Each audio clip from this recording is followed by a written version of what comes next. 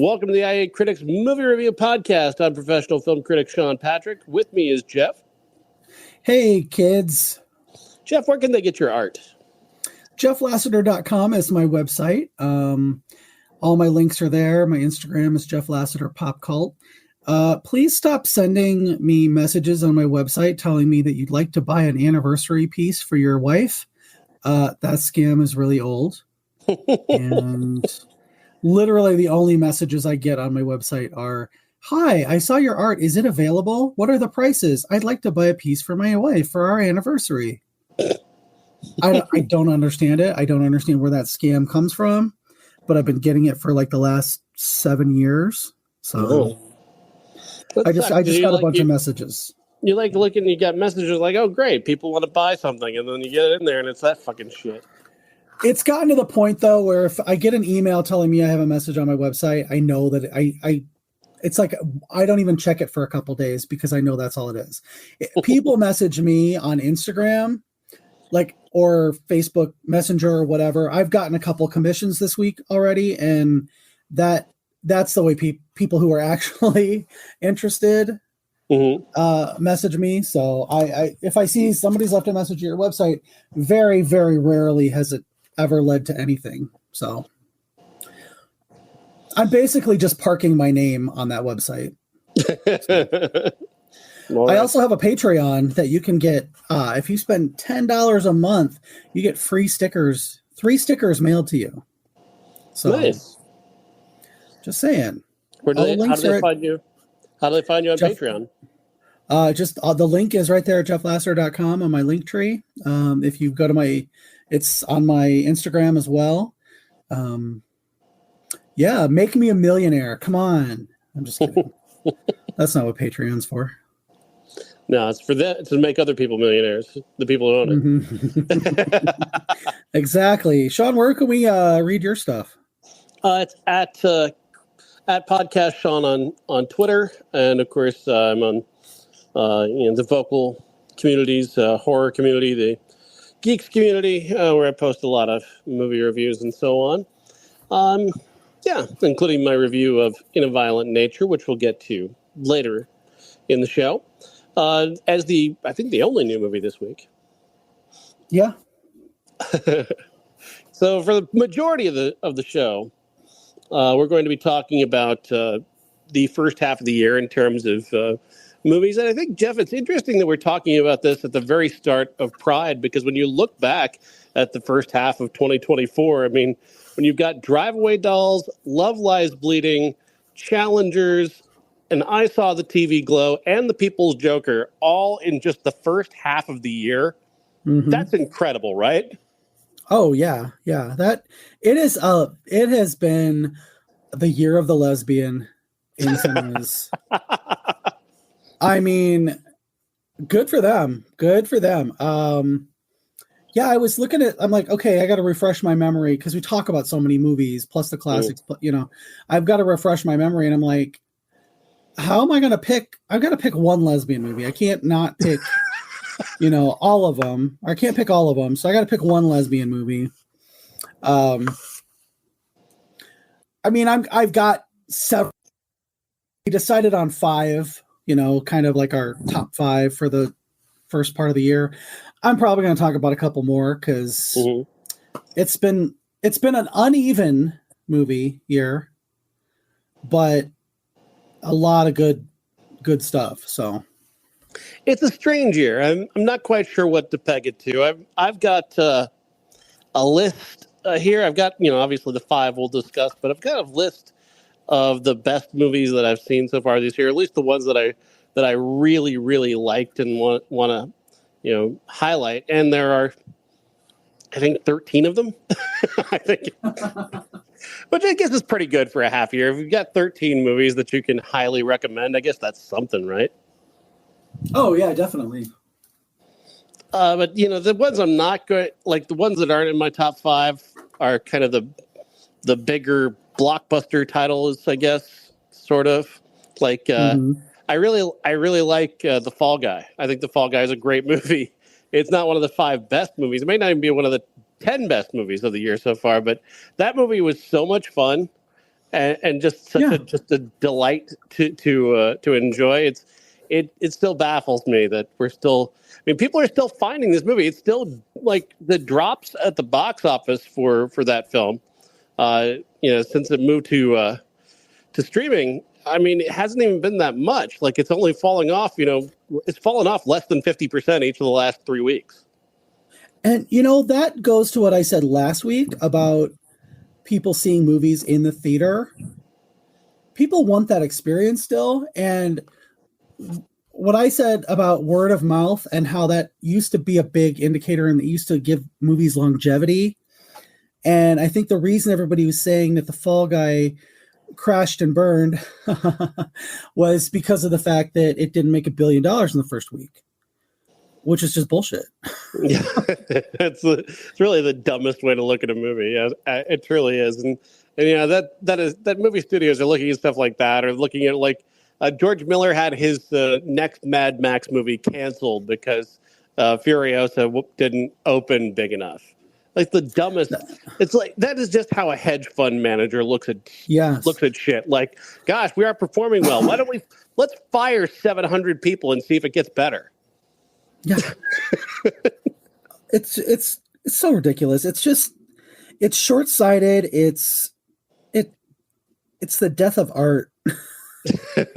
Honestly, kill all hedge fund managers as far as I'm concerned.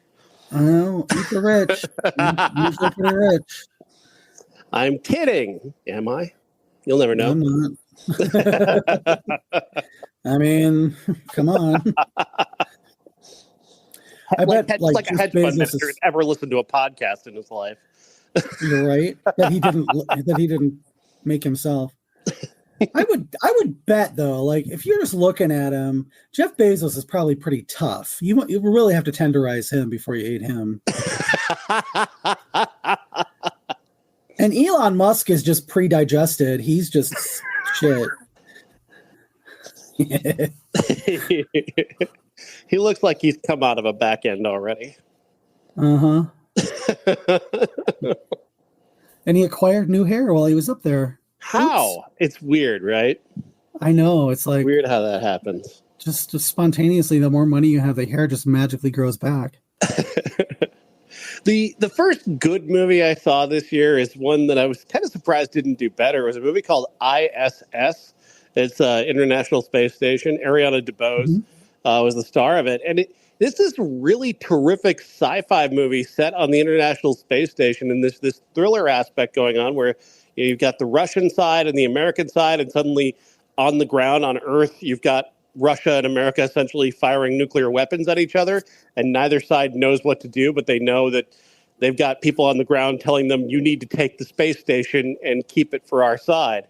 And the dynamic that movie develops is really phenomenal. It is an exciting movie. I don't like, this is one I wish people would talk about and go back to because it was such a great little thriller, and I'm stunned that more people missed out on that one. I did not see that until streaming, and I really enjoyed it. It was taut. It was, it went quickly. It was, there was no fat on it. It was just a real good, like, thriller that just kind of paced along. Yeah, it was fantastic. Yeah, the thing about it is just it's such a smart film, and Ariana DeBose is not the actor you would assume for this role, considering what we know of her, like from West Side Story, the Academy Award win there. It's not the first person you would think of for a sci-fi thriller, and yet she just absolutely nailed that. Yeah. Yeah, I mean, everybody thinks of her as like a musical theater actor because that's what she won an Oscar for. But she just really, she's very natural, Mm-hmm. She came across very naturally in that. I also wanted to highlight another one. Again, this is not my top 5, but this is coming. We're getting there. We'll get to the top 5. But I do want to mention the movie Lisa Frankenstein, which is another good surprise this year. A smart, funny, dark comedy with Catherine Newton, and just really well written, directed by Zelda Williams. Just a really smart, funny, weird movie. Mm-hmm. Yeah, I enjoyed that. I didn't enjoy it as much as I wanted to. Mm-hmm. but I did enjoy it. It's kind of like, remember a few years ago, Universal said they were going to, do the Universal Monsterverse, and they released that Tom Cruise Mummy movie, and now it's kind of like, okay, I guess we're gonna do that, but we're gonna do it with comedies. So we've had, Renfield and Lisa Frankenstein, and who knows what's next. I'm just trying to think of like additions to this potential universe. That would be very funny. My stepmommy or something like that. Yeah, there's gonna be. I mean, that's a far better way to go than that MonsterVerse they were trying to do, which was absolute garbage, just absolute trash. Really, really, really was. Tom Cruise wasn't even the mummy in that movie. Right? I mean, it was Sophia Boutella. I don't know. It's very, very stupid. It was very, very, very dumb. Agreed. Did you have a movie that's not in your top 5 you wanted to mention? One that I didn't want to like is Ordinary Angels. Yeah. Because it seemed like one of those, it seemed like Aaron Brockovich meets whatever that studio is that does movies like God's Not Dead. Yeah. Pure Flicks. Yeah, Pure Flicks. It like Pure Flicks Aaron Brockovich. And it wasn't. It was very well acted. It was like that, based on a true story kind of thing. But because of the fact that Hilary Swank rises above all of that, that kind of schmaltzy stuff, she's just such a naturally good actor that I'm not gonna, next time if she comes in something like this that seems silly or whatever, I'm gonna be like, okay, I'm gonna see it anyway. Alan Ritchson, who I'd never heard of before, quite honestly, he was great. He's a very fine actor as well. I love the fact that the screenplay was written by Meg Tilly, who we've always loved. It was a heartwarming, a little schmaltzy, but a heartwarming movie. Something about Hilary Swank just keeps it from tipping over into anything mawkish, like pushy. Yeah. It's not begging. It's not reaching into your eyes and pulling tears out. I think of what it would be like with Dakota Johnson. And, where she would just kind of stand there looking at everybody like she does in Madam Web and just kind of, you were at my birthday party, Ellen, that kind of delivery. You mean my favorite movie of the year, Madam Web? Mine too. But yeah, I really liked that movie, and I did not expect to. That was one of those weeks where I'm like, I got a little extra money. I'm going to go see another movie. It's going to be Ordinary Angels, and I'm probably going to hate myself for it. But I didn't. So. Yeah, no, I wrote a really positive review of it. I'm still kind of surprised. Yeah. I like that movie. I keep reminding myself, oh yeah, I did like that movie. It really did look like a Pure Flix movie from the trailer, and I was like, I am going to see this movie, and it's going to be like, God, go, God, yay! And I'm going to be really pissed about it, but it's really just a minor part of it. Mm-hmm. Another one I want to mention is a very weird, out there title that not a lot of people saw. Was Hundreds of Beavers, which is just an incredibly funny DIY comedy about a man in the woods hunting beavers. And the beavers are guys in costumes. They're giant beaver costumes. They're beaver furries, is what they are. Oh my God. He just has to kill as many of them as he can because he's trying to get this he's trying to get this guy that he trades with to let him date his daughter or marry his daughter. But he needs to catch beavers first before he can do that, so he can trade for various different items. and it just gets sillier and sillier and more outlandish and crazy as the movie goes along. And it's complete fun. If you've not seen Hundreds of Beavers, I highly recommend it. It is just so funny. I have not seen it yet, but you're the second person today who's talked about it. Oh, wow. So that's good. I wasn't thinking anybody was talking about that one. So I'm glad somebody's talking about it. Another one that I liked that didn't crack my top 5 or 10 so far was Abigail. And I think the reason it didn't crack my top 5 is because of the fact that I was spoiled going into it. Yeah, this awful trailer. You know, that's one of those movies that just works so much better with the surprise.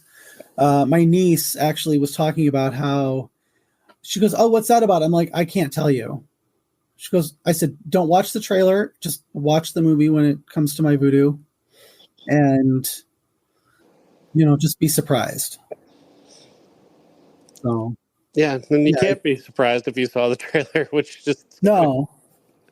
I didn't like Abigail particularly, even with I mean the spoiler was bad enough. I really can't say if I like it or not. In reality, I don't think I would have liked it, but knowing what the twist was just kind of like really just made it suck that much more, I guess. Another one that just narrowly misses my top 5 is one of the biggest movies of the year, Dune 2. I thought they nailed it. I was really surprised. I was not excited. I liked Dune. I don't love big budget sci-fi all that much, especially when it's got this much hype behind it. But I love Denis Villeneuve, so I was more open-minded to this, I guess, than I am to a lot of other stuff like this.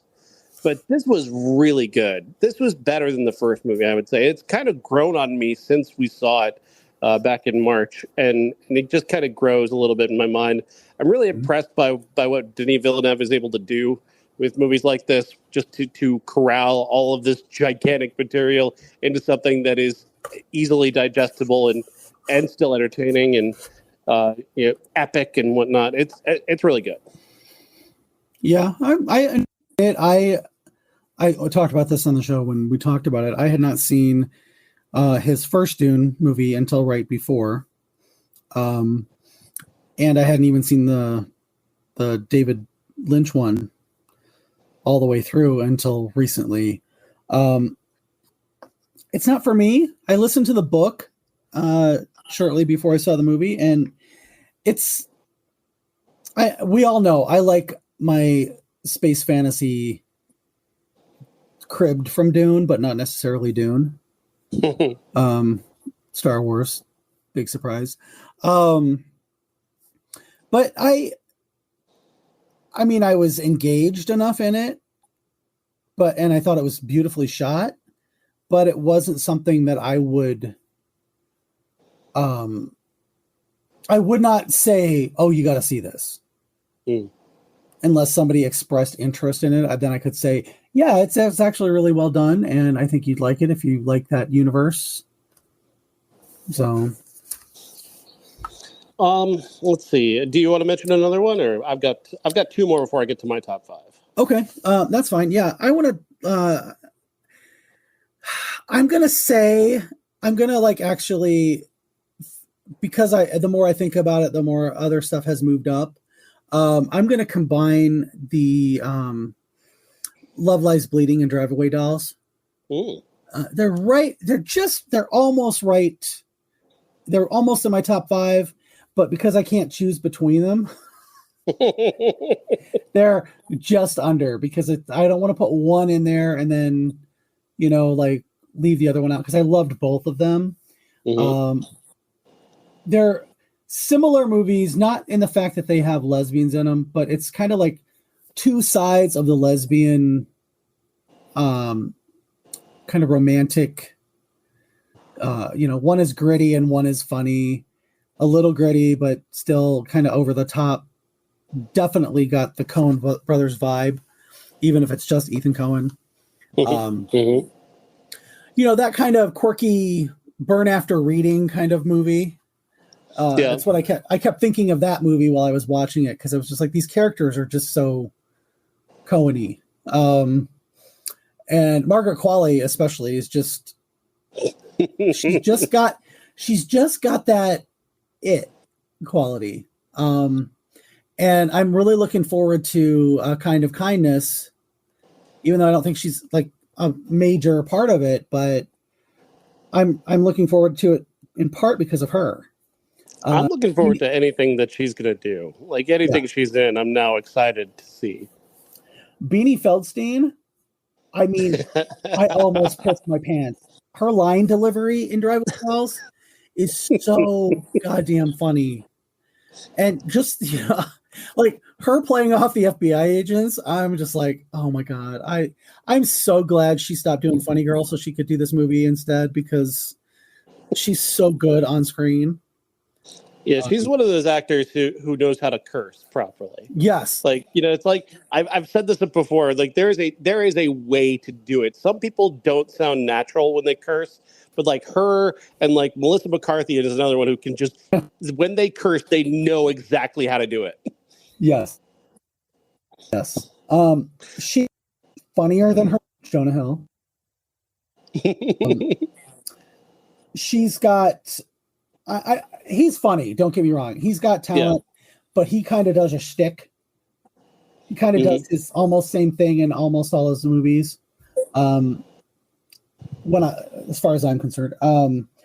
She, though, like in Booksmart, she was she just stood out so much in that. And in this, she like steals every scene she's in.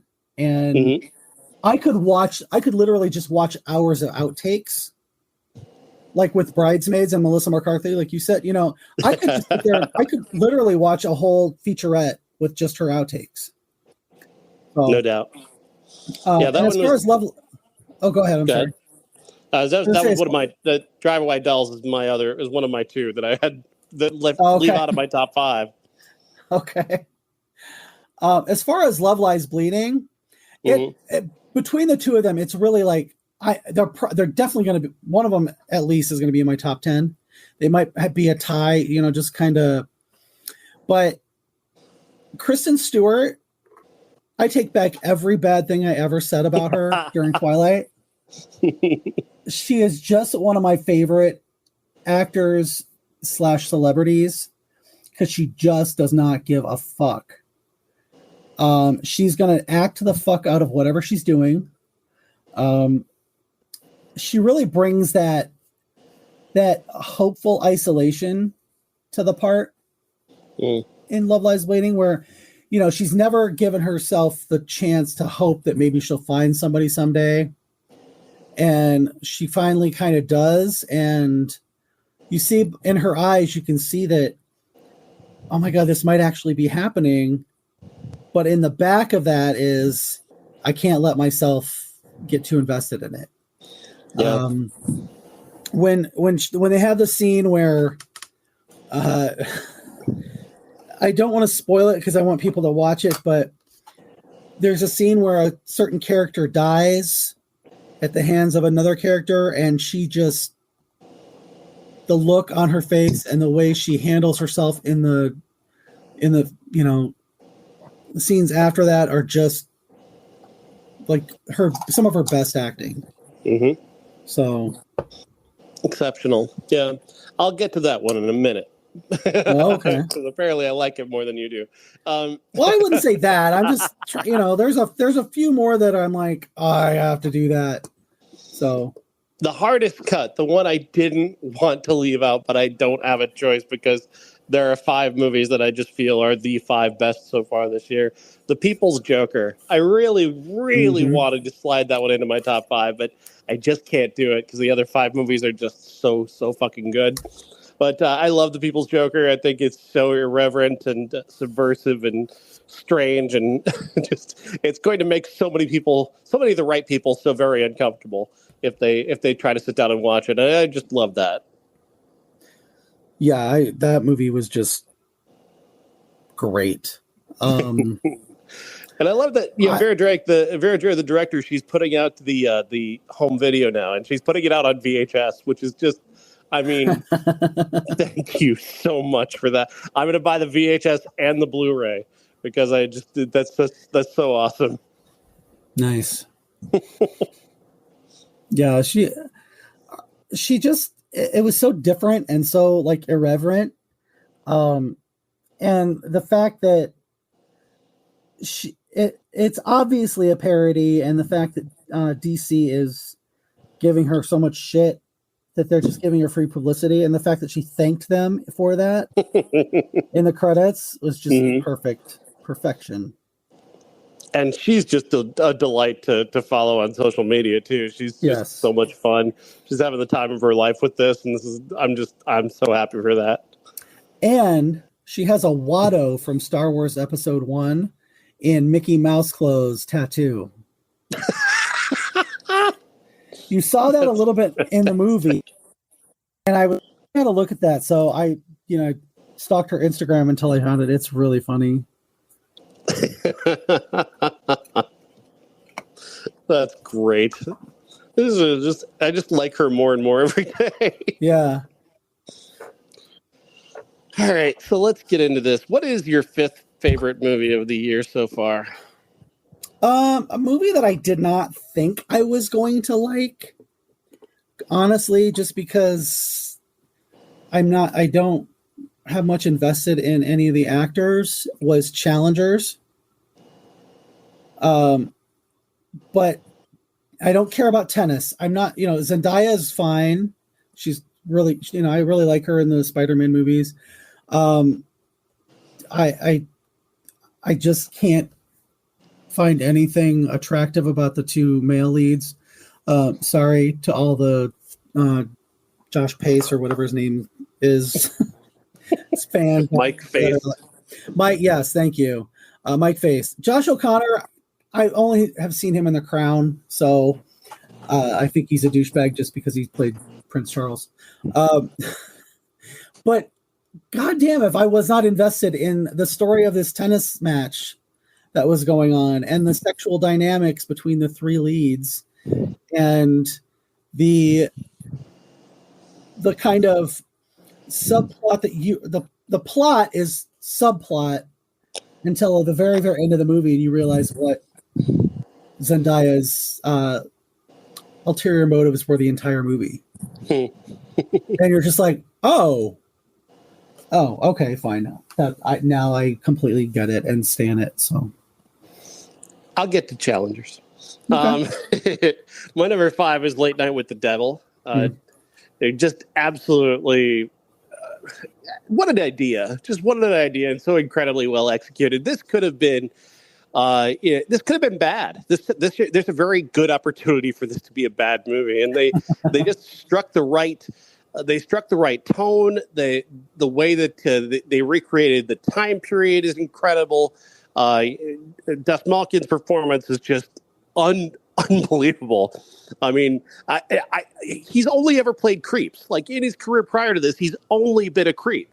And to see him be so not quite an alpha male, but just this like very charismatic like movie star type, I was like, how? What? How is this possible? It's such a great performance, and then the way that it just keeps amping up and amping up and amping up, and it feels almost like you're watching like one of those lost media pieces on YouTube that I absolutely adore. It's so fucking good. I can't get over it how great this movie is. Yeah, that's actually my number 4. So this is perfect. The fact that David Dastmalchian just plays it like he's Johnny Carson, like a little down on his luck Johnny Carson, is perfect. I love the way he's relatable, but you can tell kind of holds a lot of stuff back from his audience. That really got me. The discussion about the AI interludes that they do with the, we'll be right back, that kind of thing. Mm-hmm. At first it soured me, but I don't know. that was the only kind of drawback that I had when watching the movie, was trying to look out for that. Everything about it, just the way the cutaways, and that is kind of like watching Truth or Dare with Madonna, where they do the color scenes are the concert performances, and then there's the backstage stuff is all black and white. Mm-hmm. I like that conceit so much that it really just, everything about the movie just kind of drew me in. And I saw it very late night. I driven all the way back from Chicago that Sunday and went to a late night screening of it, and it was just great. It was just, everybody was amped and so happy to be seeing it on a big screen. And it does play much better on the big screen, even though it's a movie about TV, because I have watched it streaming, and it's just, I'm so glad I saw it in the theaters. Yeah, that's my number 4. My number 4 is Immaculate with Sydney Sweeney. Just a real surprise in terms of her performance, and the fact that we'd seen a movie about a nun. Like, I think we've seen nun possession movies a couple times already, like this year coming into this. So like already, like, I'm on guard against a movie like this. And then this movie arrives, and she's just so incredible. The performance is exceptional, but the direction is incredibly smart. They take this in very unique directions. They stick to some familiar tropes, but they amp them up with a great deal of style. And again, with her performance, and that fucking ending is just top-notch shit. It's disgusting. It's terrifying. It's gross. It's amazing. And that ending really is the reason why it lands at number 4 for me. Is because it's so, otherwise I'm not even sure if this would be a top 10 movie without that ending. Well, yeah, I like the fact that it was like she was being reborn, and you're there for her death and her rebirth as the audience. I just loved that. I thought that was so great. That is actually my top 3, or my number 3. So.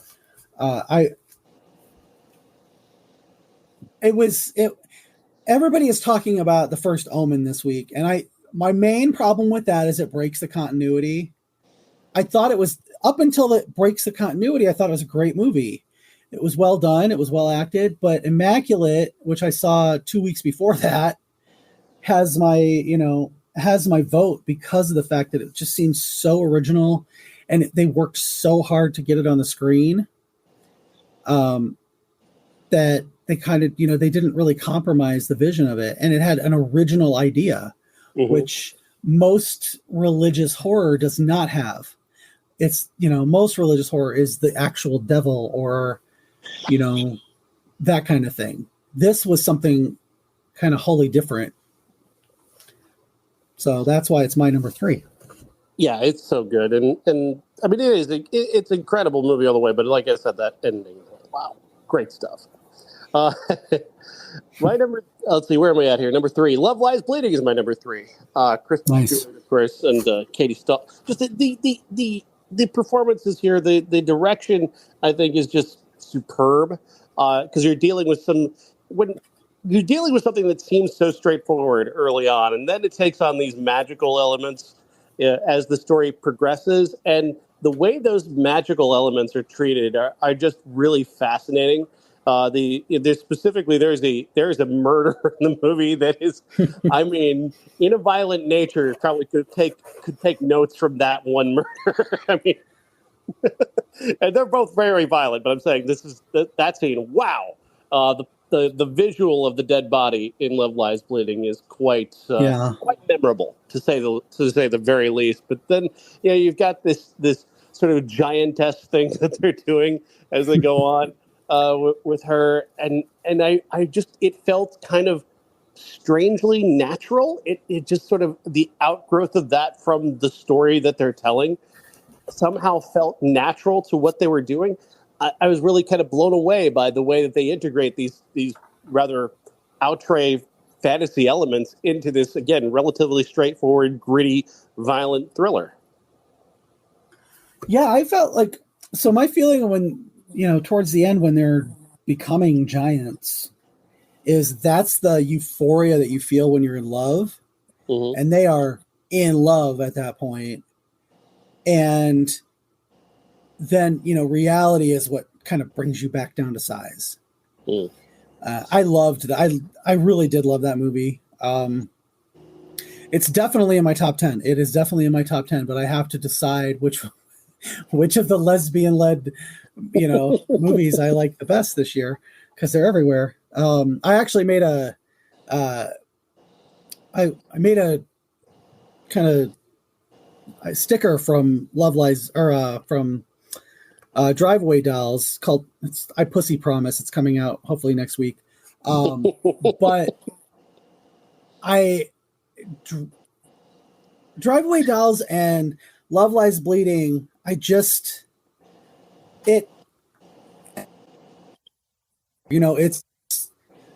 the year of the lesbian, and I'm here for it. And giant lesbians, and I don't mean like realistically giant, but gargantuan giant lesbians are probably one of the best things about this year so far. Indeed. And I also got to give a shout out to Ed Harris. I mean, just what do you think that Ed Harris, like maybe he hasn't done anything in a while and you kind of forget about him in terms of like all-time great character actors. Then he steps into a role like this, which you just don't expect. And he just is, he is one of the most evil characters of the entire year. And he's just, he's terrifying. He's unpredictable. He's strange. But he's also Ed Harris. So it's like there's obviously a familiarity almost to his villainy. He deserves an Oscar nomination from this. Not that everybody in the movie doesn't, but like he truly, like, if I could do something, that guy, Oscar nomination. So menacing. He's just so menacing. And but there's that kind of menacing, abusive love that he has for his daughter. Mm-hmm. It's like you can tell he loves her, but he's also an abuser, and he's holding her secret over her head the whole movie. And you figure out what it is, and you're just like, oh, there are really no good people in this movie. Nobody's the good guy. Yeah, pretty much. All right, what's your number 3? Well, my number 3 was Immaculate. Right. So where are we here? We're at number 2. Number 2. All right. My number 2 is Civil War. Okay. I watched it again recently, and I had not quite a different take on it, but I had more nuance to it from not being as far removed the first time I talked about it. And listening to a couple of photojournalists talk about it on a podcast, I didn't quite get Kirsten Dunst's character at first. Mm-hmm. And I thought that Kaylee Spurning was a little bit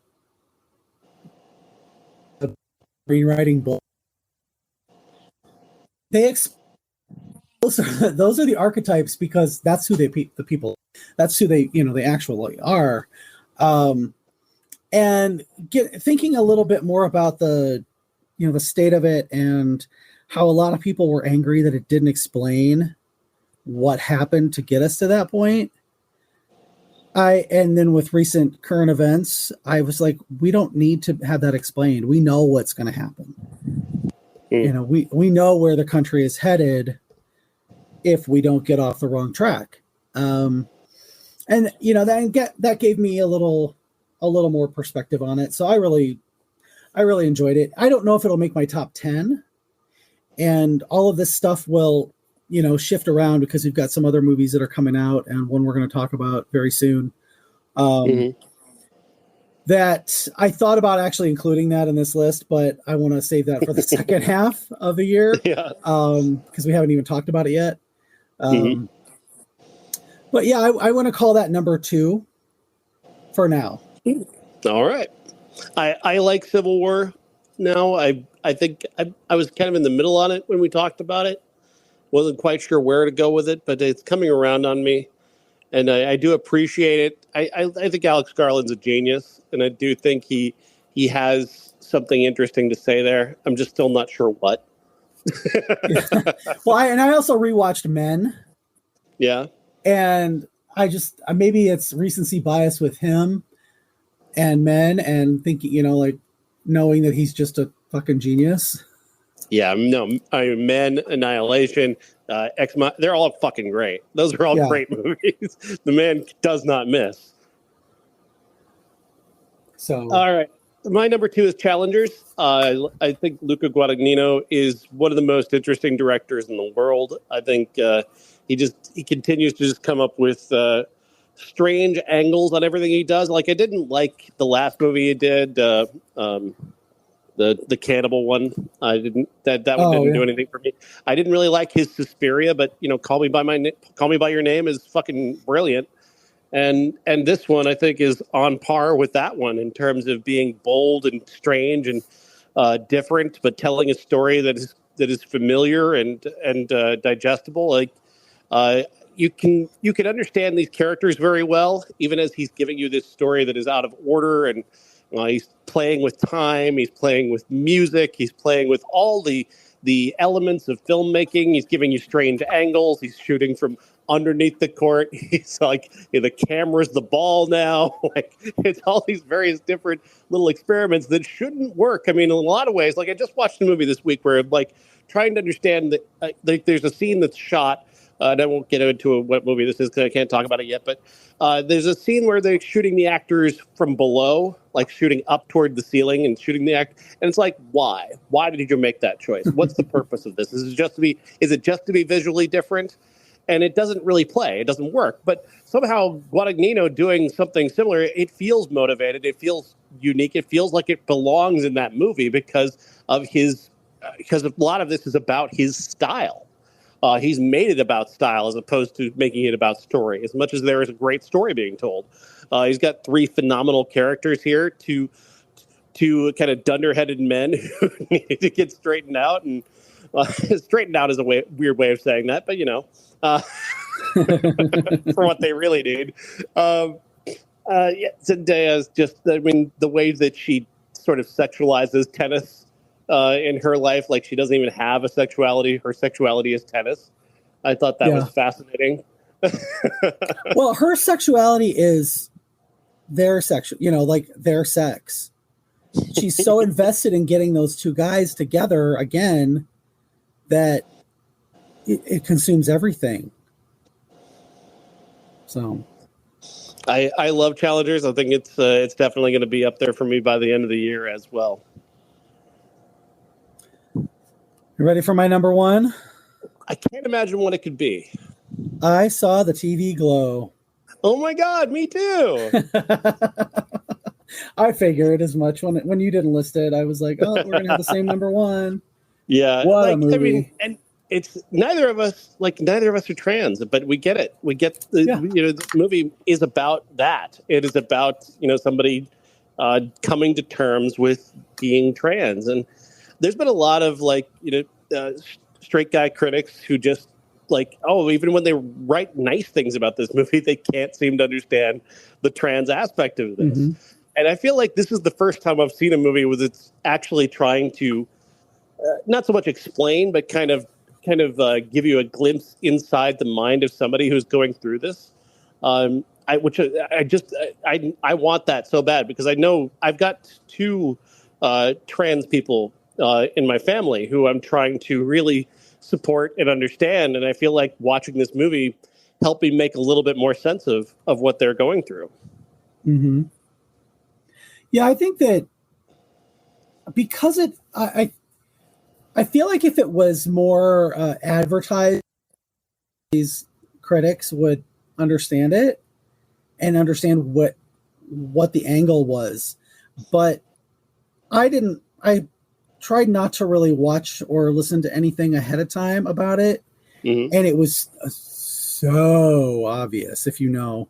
It's one of those if kind of things. Like the very first scene is the little the child running under the parachute that's the colors of the trans flag. I mean, it's like, come on. Oh, okay. Had no idea the director was trans, anything like that. So I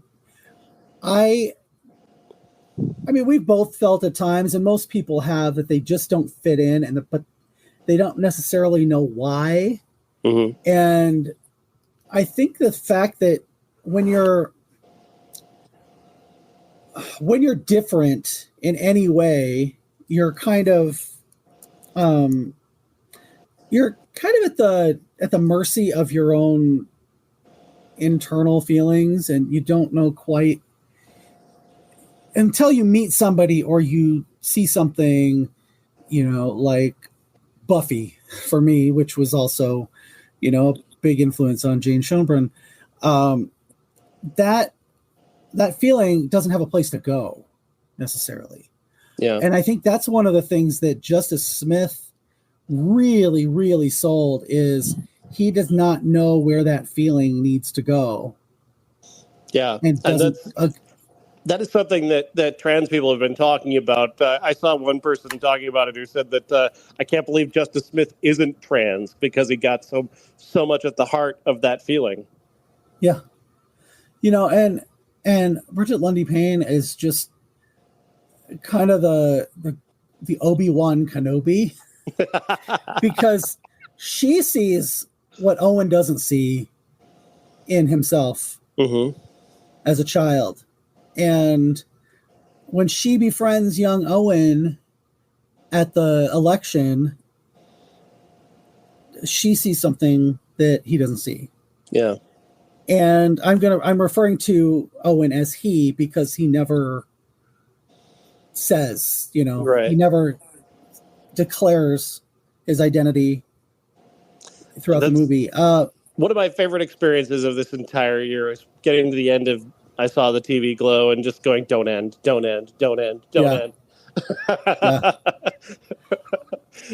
Well, I mean, I'm glad it did end there, but I mean, I'm saying that it was like, I didn't want this to end yet. I really wanted more.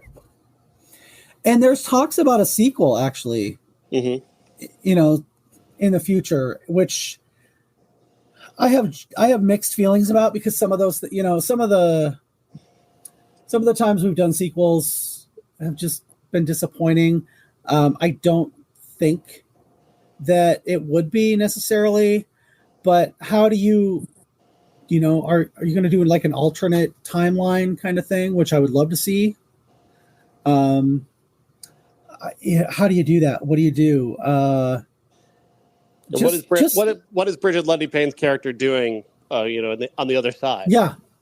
Like, yeah. Well, what if it's her, and Owen pops up here and there like she does in his story. Yeah, that would be an interesting way to do it. Mm-hmm. Yeah, but just it's such a special movie. It's just the performances in it. We got to talk about like the style of it too. Like, it is a very stylish film. Jane Schoenbrunn's got an amazing eye. That she's just got an incredible perspective. Her shot choices originally. There's just this scene of Owen talking to his mom at a carnival, and he's eating cotton candy, and the framing of it is just them like tucked into the corner of the screen, and the visual is so interesting, and it's such a great piece of framing that forces your perspective towards them in a sort of sympathetic way, as the world is so much bigger than they are. I love that kind of thing, and it's so smartly played like that. And then the use of color, obviously with the trans flag and with the trans colors coming in throughout the movie, I thought was a really smart play. And the gendered colors, the use of gendered color, pinks and blues, and that reminder that society tries to force particular roles on people.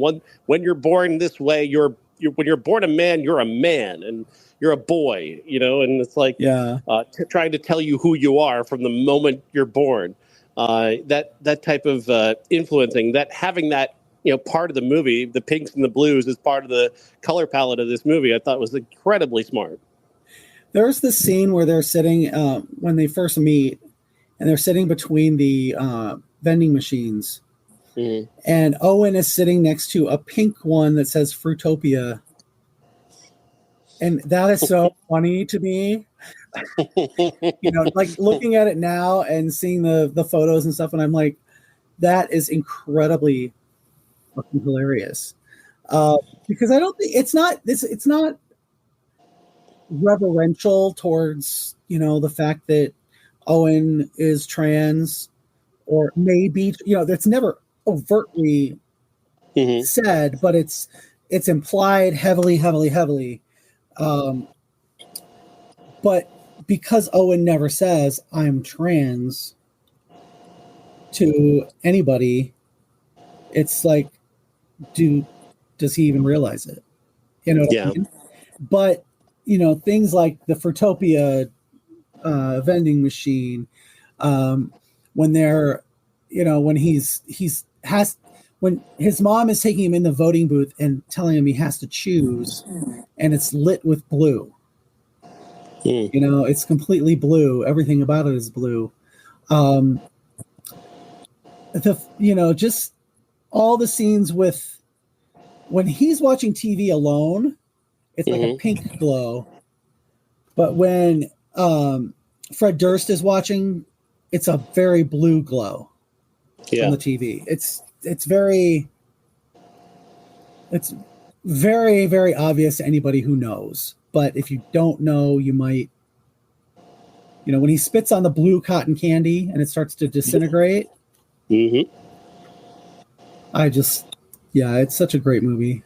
All right, we need to get off of this topic and move on to our main event, talking about the only new movie of the week, called In a Violent Nature. This is a horror film directed by a brilliant new director named Chris Nash, who wrote the screenplay as well. Starring Rye Barrett, Andrea Pavlovic, Cameron Love, and Reese Presley, actors you've never heard of. And my friend Lauren Murray Taylor. And the thing is, this is like a Friday the 13th movie, but you never leave. You never leave the killer. You never leave that guy, that perspective. But the whole thing is happening. Like the whole construction of one of these summer camp slasher movies is happening, but you don't have to put up with the shitty characters.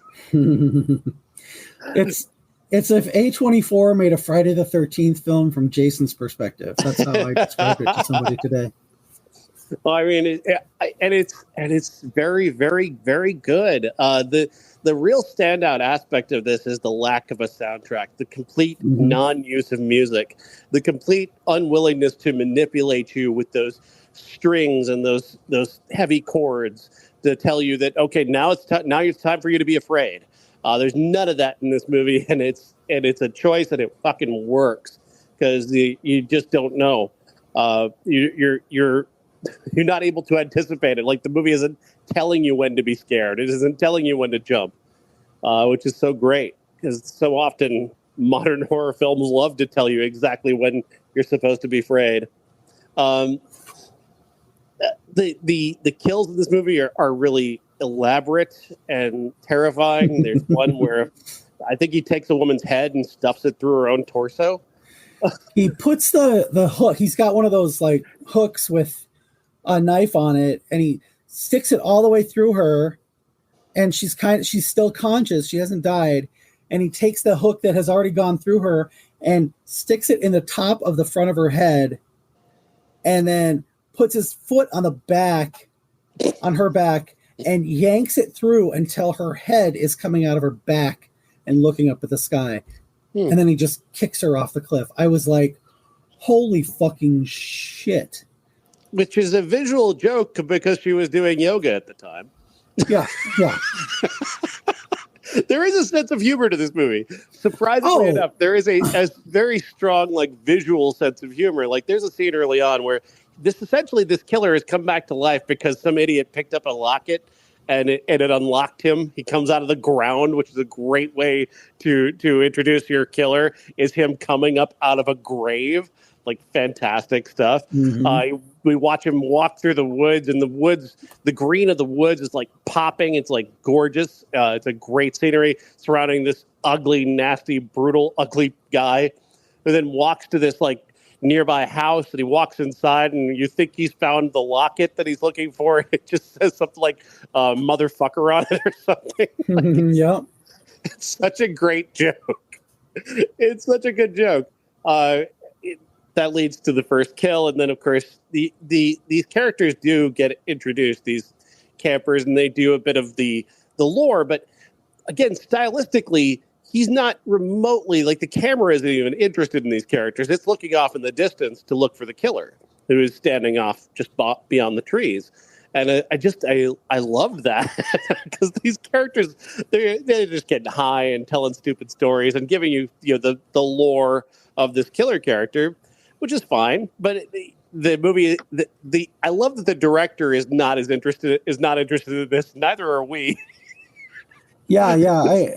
Just dismissing these characters entirely. So the thing about the fact that it's you're always wherever Johnny the killer is there's not that sense of foreboding or suspense, like what's going to happen, until the perspective switches to Chris, the final girl. While he is brutally murdering her boyfriend or friend, she just decides, I'm going to leave the locket for him, and then I'm going to run. Mm-hmm. And there's, from that moment on, it's told from her perspective, and you're running with her instead of Johnny. And that's when I should have known that it was that, things that was kind of quote unquote the climax of it. Mm-hmm. But when Lauren Marie Taylor picks her up in her car, that's where the suspense for me started. Because we don't know where he is. We don't know what's going on. At one point when Lauren, I'm going to say her real name because she's just known as the woman in the credits. When Lauren sees that she's bleeding and she stops the car, you're like, oh, he's going to get her. Yeah. He's going to come running out. And every time, like, her head would keep bobbing underneath, and Chris is looking out into the woods. And every time her head went below the edge of the screen, I was like, she's going to come up and her head's going to be gone, and he's going to come up from below the car. And I was on the edge of my seat. Literally. I was like, oh God, they're going to, this is where, and then it doesn't. And I was like, oh, holy shit. He actually, she solved the mystery without having to kill Johnny. So it was so surprising and so refreshing that he got what he wanted. So that's the only reason he was killing people. He wasn't out there like Jason, avenging something he knew was never going to come back. Right. So yeah, I loved this movie. Yeah, we got to talk about the log splitter. That kill. I really thought it was going to be different, though. I really thought he was going to put him on the belt and go all the way through him, like cut him in half. Mm-hmm. That's kind of what I was kind of hoping for. Anyway, I liked the piecemeal approach. I thought that was I thought that was a lot more brutal, especially since the guy was still alive. Mm-hmm. Because I know enough about filmmaking, I was able to know when they were cutting to the dummy instead of the actual person. Sure. Because, Tom Savini always said, you want to show as much of the real person as possible. And they do, to the point where we had a couple walkouts in my screening. Mm-hmm. Well, when I got in there, they were talking, and they talked all the way through the credits and, through the trailers and all that. And I was like, ugh. And the woman of the group was like, I don't like this movie. This is stupid. Let's leave. And everybody started clapping. But it was fairly early in the movie, like probably after the yoga kill. Mm-hmm. And after that, you could hear people were like, you could hear the gasp and stuff because it was so quiet. And without the music, there's just, it's you're there. Yeah. There's nothing to prepare you. There's no, there's just none of that bullshit that goes into most modern horror movies today, which I really appreciate. I was reading an interview with the cast and crew with Katie Rife, is the writer, and she was talking to the cast and crew about the making of the movie. And there's this great scene where the killer walks underwater. He walks under a lake to get to one of his kills. And they actually, the plan was, much like the shark in Jaws, they were going to go under the water and follow him, walking underneath the water, walking underneath his victim, and performing the kill underwater. And they couldn't make it work. They couldn't get that to work. And so what they do is they just hold this long shot of the lake. And like I said, like with Jaws, just what they don't show you takes on this new form of tension and fear and excitement because you don't know what's about to happen. And I love that he held that one shot, that static shot of the lake, for a long period of time before finally the kill happens. And then we cut to the dock, and then we're seeing it, fully take place, and it's like, wow, that was a choice. That was bold. It was different. It was unexpected. And I think it would be lesser, honestly, if they'd had that shot, if they'd gone under the water. Oh yeah, I agree. Completely agree. Yeah, it was like, okay, we know he's going to go get her, but how long is it going to take, and what are we, And the fact that it's one thing I liked about this is it's just without the music, there's no build up. It's just ordinary. And that's, that's probably what it was like for somebody like Ted Bundy, just started killing her and then she was just dead. And I mean, I don't think Ted Bundy would have done the hook thing with the yoga girl, but it was so ordinary in a way, if that makes sense. Yeah. It's a fascinating movie. It's a really good movie. It's one of the better horror films of the year for sure. Because it's so very different than all the horror movies that we have to deal with. I feel like my top 10 is going to be all horror movies. And a lesbian movie. No. I can't even imagine what that would be like from you. I was talking about this, how we finally maybe have a new generation of killers. When you've got like the modern Freddy is now Art the Clown, and like the modern Jason is now this Johnny character. And honestly, you could do a series of this movie, and it would be like an art house Friday the 13th series. So I don't think I would be mad about it. It with the ambient sound of New York City. Kinda. I would like to see that movie, please. How about in space, with a vacuum of space, with no sound whatsoever? Oh my God. And then Johnny versus Art the Clown. I mean, give me these movies now. Yes. All right. So yeah, go see In a Violent Nature, especially if you're just a fan of really great horror. This is a really great horror movie. What isn't a great horror movie is our classic this week. Jeff wasting my day. Come on. With a movie called Don't Go in the Woods Alone. Or is it just Don't Go in the Woods? Who knows? It's just Don't Go in the Woods, but if there was some... Tell that to Tubi.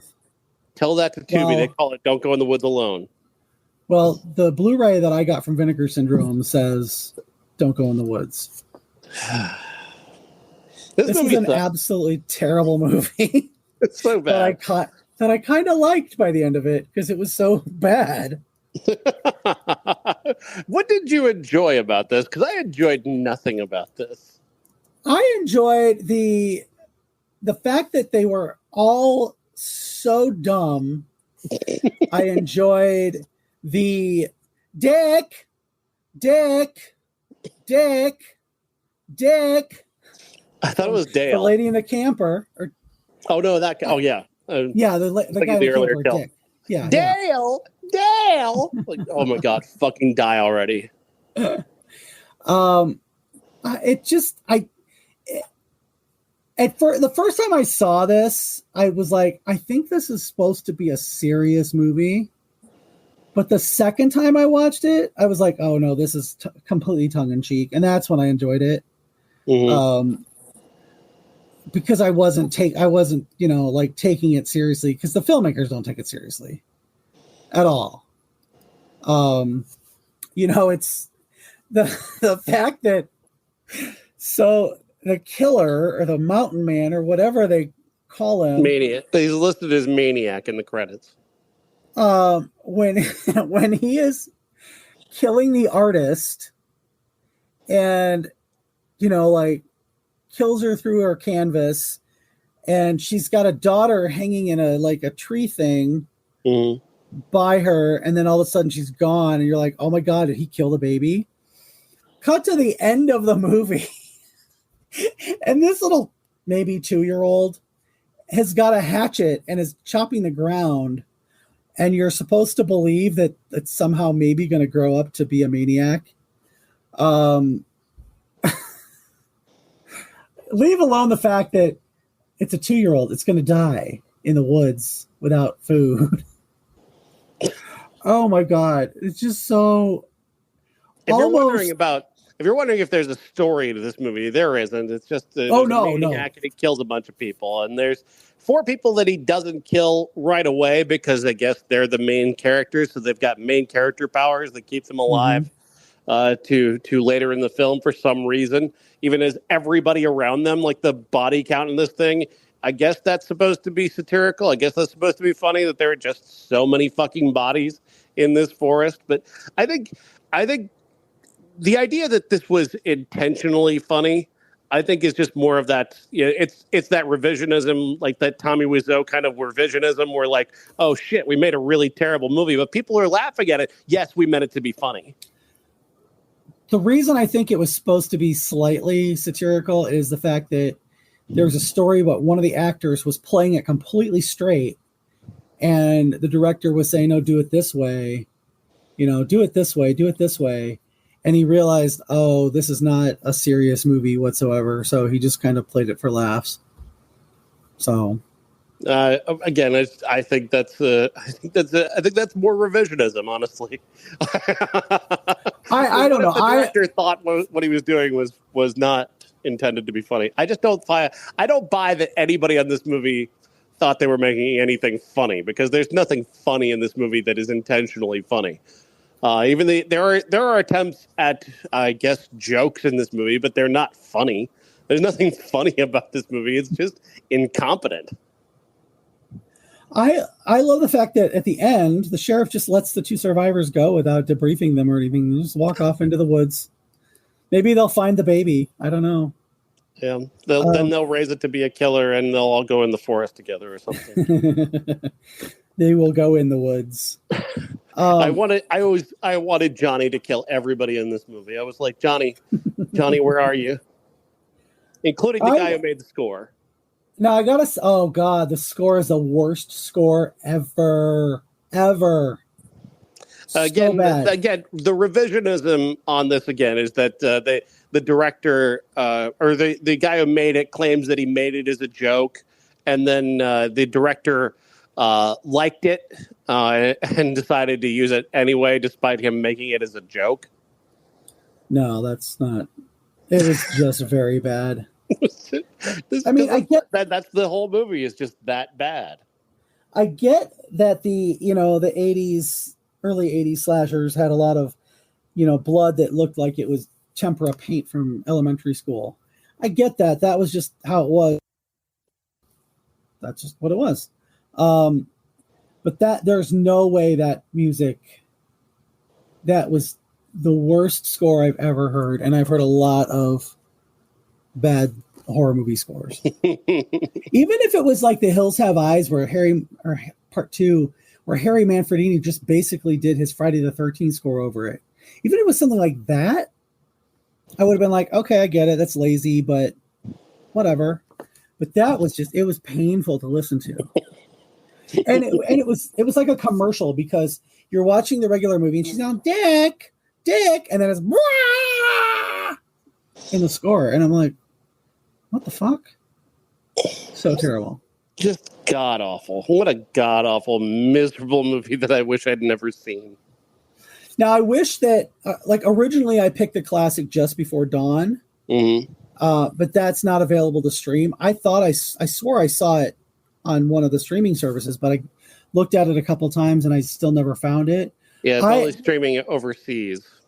Yeah, I have a region locked DVD or Blu-ray from London that, you know, if you're ever around, you're more than welcome to watch it here, and we can talk about it. That's far superior, and it's not a great movie, but it's got a good cast, and it's makes more sense. It's not just a body count movie. Would be an improvement on this. So, I mean, this movie just is it's just to have a body count. It's like they saw the first couple Friday the 13th, like, we can do that. Yeah, we'll just kill a bunch of people. Just throw a bunch of blood on them, like, and then edit it poorly so no one knows what's happening. I have not, because I don't think I could handle this more than once a year. There's an audio commentary on one of the Blu-rays that is by Cinema Head Cheese, and I kind of want to hear that. So, well, you enjoy yourself. I will never be watching this again under any circumstance. So, sorry, I picked a shitty classic. Hopefully, it'll be better next week. We're talking about Rope as our classic next week. Is a part of Pride Month. So, we'll be talking about. We're going to do gay movies. We'll be talking about that. We'll be talking about Bad Boys Ride or Die, the new Bad Boys movie. You will be talking about that. And what's the other movie? Oh, Watchers. M. Night Shyamalan's daughter's movie. I will be talking about that. I will Fair enough. Definitely not be talking about Bad Boys, because I dislike Will Smith intensely. I dislike the Bad Boys movies intensely. And I know that I'm on this show, but I'm not going to watch that movie. I'm sorry. All right, Jeff. Thank you. Thanks a lot.